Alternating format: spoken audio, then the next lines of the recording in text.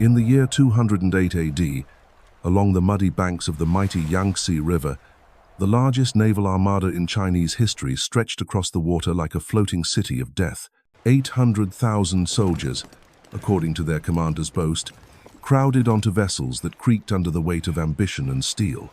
At their head stood Cao Cao, the most feared warlord of his generation, a man who had crushed every rival in his path, and now gazed south with hungry eyes toward the last unconquered lands of China. But what awaited him on those dark waters would not be glory. It would be an inferno that would consume his dreams and change the course of Chinese history forever. The autumn of 208 found the Middle Kingdom bleeding from 1,000 wounds. For nearly 4 centuries, the Han dynasty had ruled over the vast expanse of China, but now the ancient order crumbled like a house built on sand. Emperor Xian, barely more than a puppet on his gilded throne, watched helplessly as warlords carved up his empire like vultures feasting on a carcass.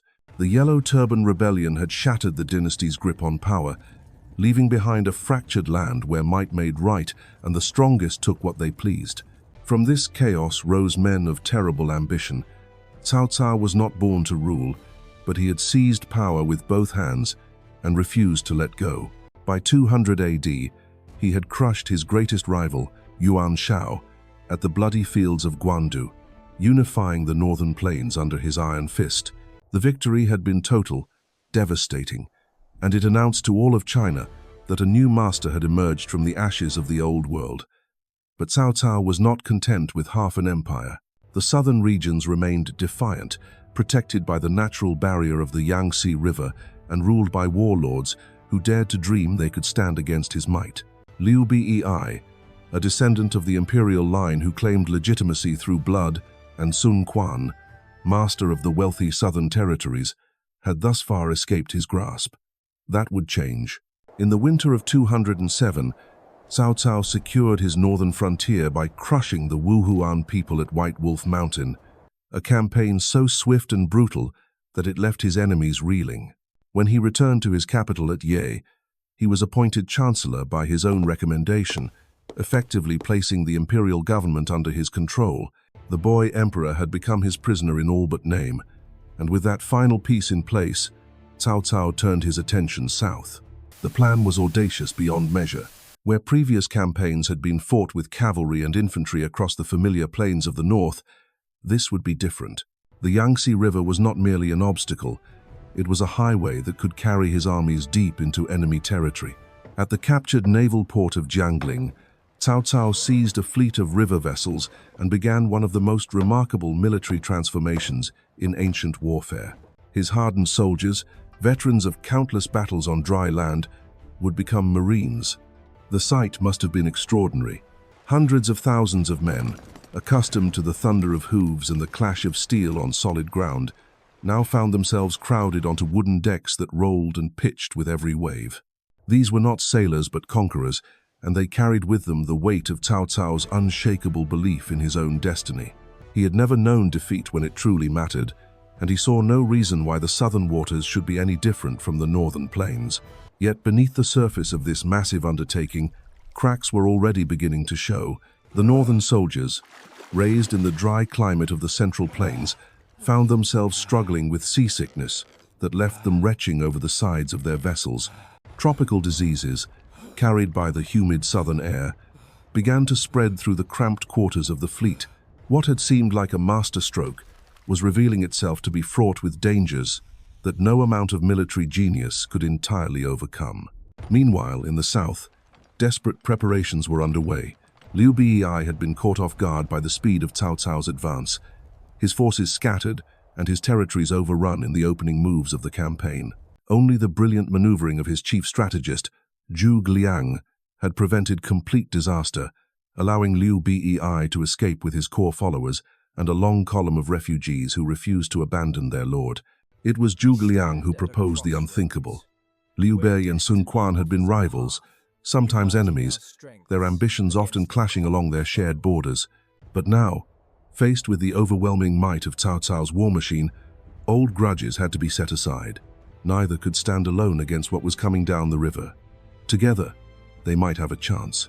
The meeting between the two factions was tense, filled with the kind of careful diplomacy that desperate men practice when survival hangs in the balance. Quan commanded the loyalty of experienced river fighters, men who had grown up on the waters of the Yangtze and knew every current and sandbar. His fleet was smaller than Cao Cao's, but his captains understood naval warfare in ways that northern cavalry officers never could. Liu Bei brought legitimacy and the fierce loyalty of followers who believed in his claim to restore the Han dynasty. His forces were battered but unbroken, and they carried with them the righteous anger of men who had watched their homes burn. When the two leaders finally clasped hands in alliance, it was not friendship that bound them, but the cold calculation that only together could they hope to survive what was coming. The combined southern force numbered perhaps 50,000 men, a fraction of Cao Cao's vast host. On paper, it looked like a massacre waiting to happen. The northern warlord commanded not just superior numbers, but also the resources of the richest territories in China. His soldiers were veterans of countless campaigns, hardened by years of warfare and victory. His reputation alone was enough to make lesser men flee without fighting. But numbers tell only part of any story, and the Yangtze River was about to become the stage for a demonstration of why experience matters more than size, why understanding your battlefield can overcome raw strength, and why sometimes the greatest weakness lies hidden within apparent strength. As Cao Cao's massive fleet moved slowly down the river, his ships chained together to provide stability for his seasick troops, he must have felt the intoxicating certainty of inevitable victory. The southern rebels would be crushed, their territories absorbed into his growing empire, and the dream of a unified China under his rule would finally be realized.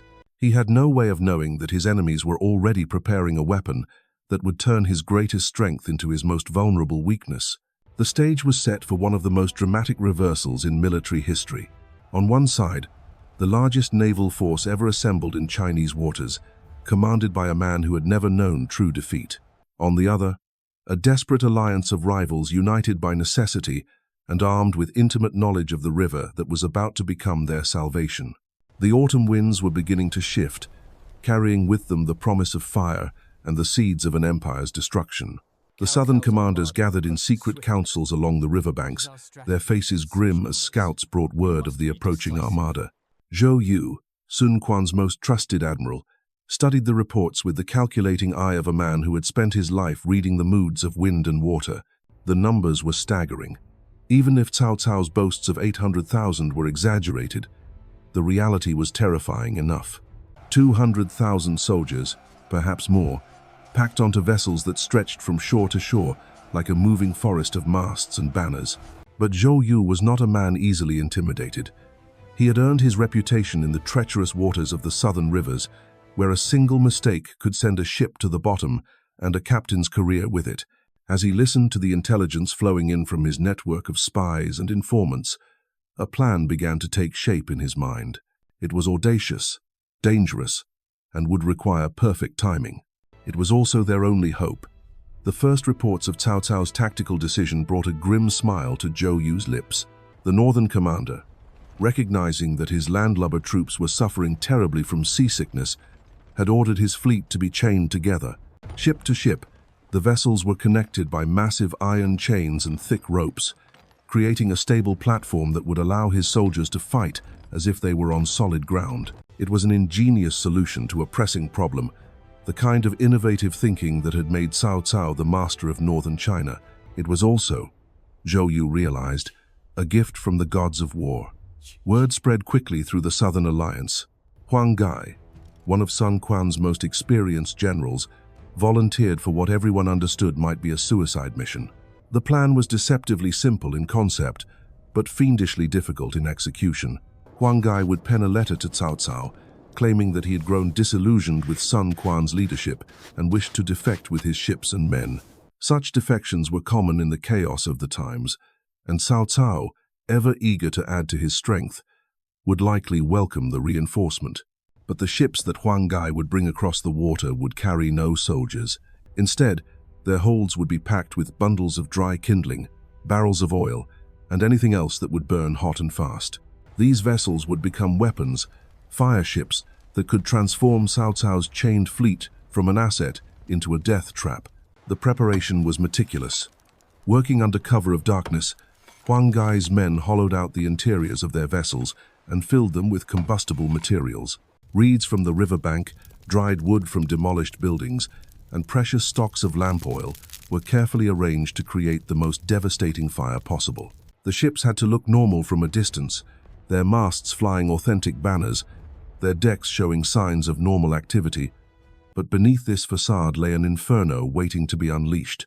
Meanwhile, Zhuge Liang, Liu Bei's master strategist, was studying the weather patterns with the intensity of a scholar poring over ancient texts. Everything depended on the wind.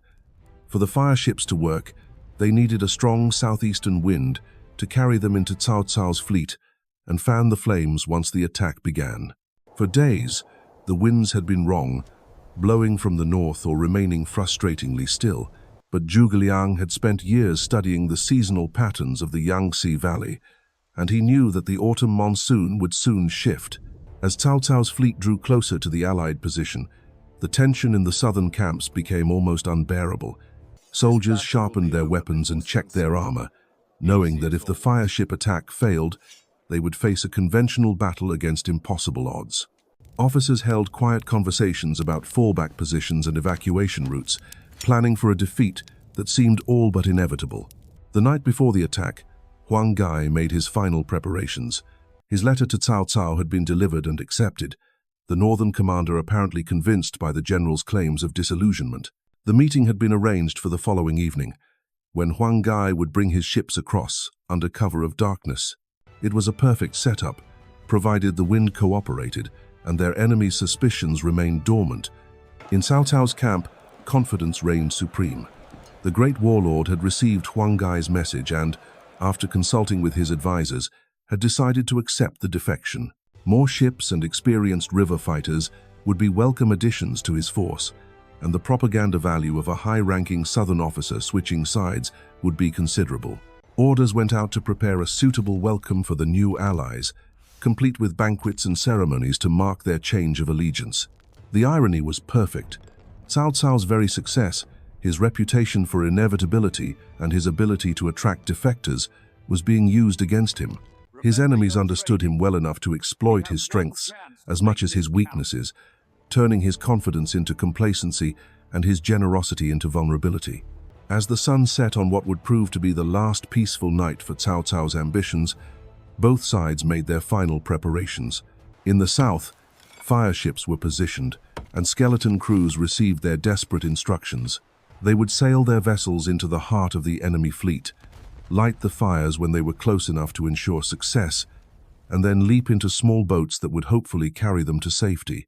In the north, soldiers cleaned their weapons and dreamed of the easy victory that awaited them. Many wrote letters home, describing the wealth they would soon acquire and the glory that would be theirs. The chained ships rocked gently in the current, their stability a comfort to men who had spent too many nights fighting nausea and homesickness. The stage was set for an encounter that would echo through Chinese history for centuries. On one side lay the largest military force ever assembled on Chinese waters, commanded by a general who had never known strategic defeat. On the other waited a desperate alliance armed with nothing but cunning, local knowledge, and a plan so dangerous that even its architects could not be to shift, certain it would work. The wind was beginning. Dawn broke over the Yangtze with deceptive calm, the morning mist rising from the water like the breath of sleeping dragons. But beneath this tranquil surface, the currents of history were already shifting. Huang Gai stood on the deck of his lead vessel, watching the wind vanes flutter in the strengthening breeze. The southeastern wind had finally come, just as Zhuge Liang had predicted it would. The gods of war, it seemed, had chosen their side.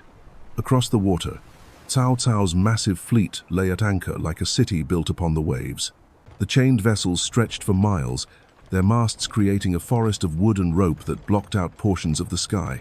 Banners fluttered in the growing wind, displaying the symbols of a dozen conquered territories and the personal emblems of generals who had never tasted defeat. It was a sight to inspire terror in any enemy, a demonstration of power so overwhelming that resistance seemed not just futile but insane. Yet Huang Gai felt no fear as he gazed upon this armada of doom. Instead, he saw opportunity written in every chain that bound ship to ship, in every gap between the vessels where fire might spread, in every banner that would soon become kindling for an inferno, unlike anything the world had ever witnessed. The very magnificence of Cao Cao's fleet was about to become its curse. The signal came just as the sun reached its zenith. From the southern shore, a single torch flared bright against the afternoon sky, held aloft by Zhou Yu himself. It was time. Huang Gai turned to his small crew, men who had volunteered for what they all understood might be a journey to the afterlife. Their faces were grim but resolute, bearing the expression of soldiers who had made their peace with death in service of something greater than themselves. The fire ships began their final approach in loose formation, maintaining the appearance of a legitimate defection until the very last moment. Below decks, the carefully arranged combustibles waited in darkness, oil-soaked timber and bundles of reeds that would transform these vessels into floating pyres. The skeleton crews moved with practiced efficiency, each man knowing his role in the deadly choreography that was about to unfold. From his command vessel, Cao Cao watched the approaching ships with satisfaction. Intelligence reports had confirmed Huang Gai's growing dissatisfaction with Sun Quan's leadership, and the timing of his defection could not have been better. Fresh troops and experienced naval officers would be invaluable assets in the campaigns to come. The warlord was already planning the ceremonies that would welcome these new allies into his service, the banquets and rewards that would demonstrate his magnanimity to other potential defectors. His advisors stood nearby, some expressing quiet concerns about accepting enemy vessels so close to the main fleet. But their voices were drowned out by the chorus of flattery from courtiers eager to please their master. Cao Cao had surrounded himself with men who told him what he wanted to hear, and what he wanted to hear was that victory was inevitable, that his enemies were crumbling, and that the unification of China was merely a matter of time. The fire ships drew closer, their crews maintaining perfect discipline as they navigated between the anchored vessels of Cao Cao's fleet. Northern soldiers lined the rails of the chained ships, curious to see these southern warriors who had supposedly abandoned their cause. Many called out greetings, welcoming the newcomers with the easy camaraderie of men who believed they served the winning side. Huang Gai himself stood prominently on the deck of his lead vessel, playing his part to perfection. He returned the waves and shouts of the northern soldiers, even as his hand rested on the hilt of his sword and his eyes calculated distances and wind patterns. Everything depended on timing. Too early, and the fire ships might be stopped before they could spread their deadly cargo. Too late, and the crews might not escape before the flames consumed everything in their path. The moment came without fanfare, marked only by Huang Gai's sharp whistle cutting through the afternoon air. Across the fire ships, men moved with desperate speed, igniting oil-soaked torches and thrusting them deep into the prepared combustibles. The response was immediate and terrifying. Flames erupted from the holds of the vessels like demons bursting from the underworld, orange and red tongues of destruction that licked hungrily at the wooden decks and rigging above. The transformation was instantaneous. Ships that had moments before appeared as peaceful vessels of defection were suddenly revealed as instruments of annihilation. The carefully arranged kindling caught fire with explosive force, sending pillars of flame shooting skyward and turning the evening air into a furnace of superheated death. The southeastern wind, that gift from heaven that Zhuge Liang had promised, seized the fires and drove them forward with the fury of a typhoon. Panic erupted across Cao Cao's fleet as the true nature of Huang Gai's mission became horrifyingly clear. Officers shouted contradictory orders, while soldiers ran in circles, unsure whether to fight the approaching flames or prepare to abandon ship. The chained vessels, moments before a symbol of stability and strength, now became a trap from which there could be no escape. As the fire ships smashed into the northern fleet, their blazing hulks clinging to the chained vessels like burning leeches, the flames spread with a speed that defied belief. The sound was beyond description.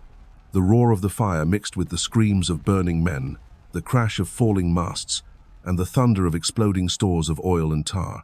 Horses, brought aboard to serve the cavalry units, shrieked in terror as their stalls filled with smoke and flame. The great chain that had seemed so clever, so practical, now conducted the fire from ship to ship with mechanical efficiency, turning Cao Cao's entire fleet into a single massive pyre. Men leaped into the dark waters of the Yangtze, their clothing and hair ablaze, only to discover that the river itself had become a trap. Those who could not swim drowned quickly in the heavy armor they wore. Those who could swim found themselves caught in currents that swept them toward burning debris or into the path of other desperate soldiers thrashing in the water. The surface of the river became choked with bodies, some still moving, others already claimed by the flames or the depths. Cao Cao himself stood on the deck of his flagship, watching in stunned silence as decades of careful planning and preparation dissolved into chaos and ash. This was not how the story was supposed to end. He was the master of northern China, the man who had never known true defeat, the architect of a new dynasty that would reunify the Middle Kingdom under his rule. Yet here he stood, helpless, as his dreams burned around him and the night sky glowed with the light of his own destruction. The fire spread beyond the fleet itself, carried by wind and burning debris to the camps that had been established along the shore. Tents and supply wagons erupted in flames as sparks and ash rained down like deadly snow. Soldiers who had escaped the burning ships found themselves trapped between the blazing river and camps that had become infernos. The very magnitude of Cao Cao's force, which had seemed like such an advantage, now worked against him as masses of panicked men trampled each other in their desperation to escape the conflagration. Zhou Yu had timed his follow-up assault perfectly. As the fire ships completed their work and the northern fleet dissolved into chaos, the southern forces struck from multiple directions. War drums thundered across the water as small, nimble vessels packed with fresh troops emerged from hidden anchorages along the shore. These were not the desperate survivors of a defeated army, but seasoned fighters who had spent their lives on these waters, moving through smoke and flame with the confidence of men fighting on familiar ground. The battle that followed was less a military engagement than a massacre. Cao Cao's surviving soldiers, demoralized and disorganized, could offer little resistance to the coordinated assault of their enemies. Those who had not been killed or wounded in the fire found themselves facing fresh troops while they were exhausted, smoke-blinded, and separated from their units. The southern forces showed no mercy, cutting down fleeing northerners and capturing those too wounded to resist. By midnight, the greatest naval fleet in Chinese history had ceased to exist. Where hundreds of vessels had once anchored in perfect formation, only burning wreckage remained, drifting slowly downstream like funeral pyres for an empire's ambitions. The Yangtze ran red with blood and black with ash, its waters choked with the debris of Cao Cao's shattered dreams. The great warlord himself barely escaped with his life, fleeing north with a handful of loyal followers as his surviving forces disintegrated around him. The man who had boasted of commanding 800,000 warriors now led perhaps a few thousand demoralized survivors, their faces bearing the haunted expressions of men who had witnessed the impossible. The unifier of China had become a refugee in his own empire, his reputation for invincibility shattered as thoroughly as his fleet. As dawn broke over the Yangtze, revealing the full scope of the catastrophe, messengers raced north and south with news that would reshape the political landscape of China. Cao Cao's defeat was not merely a military setback, but a fundamental shift in the balance of power that would echo through the centuries. The dream of reunification had died in the flames of Red Cliffs, and in its place rose the reality of a divided realm where three kingdoms would struggle for supremacy for generations to come. The fire ships had accomplished more than their creators had dared hope. They had not merely defeated an army, but had altered the course of Chinese civilization itself, ensuring that the ancient land would remain fractured and that the stories born from this division would captivate imaginations for 1,000 years and more. The flames that consumed Cao Cao's fleet at Red Cliffs did more than destroy ships and soldiers. They incinerated the last hope of reunifying China under a single ruler and gave birth to an era that would define Chinese culture for millennia. From the ashes of that terrible night rose the Three Kingdoms period, a time of legendary heroes and epic battles that would inspire countless stories, poems, and works of art. Cao Cao's dream of empire died on the Yangtze, but his defeat became something far more powerful than any victory could have been. It became legend. The fire ships of Huang Gai, the strategic brilliance of Zhuge Liang, and the desperate courage of Zhou Yu would echo through Chinese history, proving that sometimes the greatest victories come not from overwhelming strength, but from understanding your enemy's weaknesses and having the audacity to exploit them. The Battle of Red Cliffs reminds us that in war, as in life, the mightiest forces can be undone by the smallest flames, and that sometimes it takes an inferno to forge a legend that will burn bright in human memory forever. The Yangtze still flows today, carrying with it the echoes of that ancient fire and the stories of the men who dared to challenge the impossible.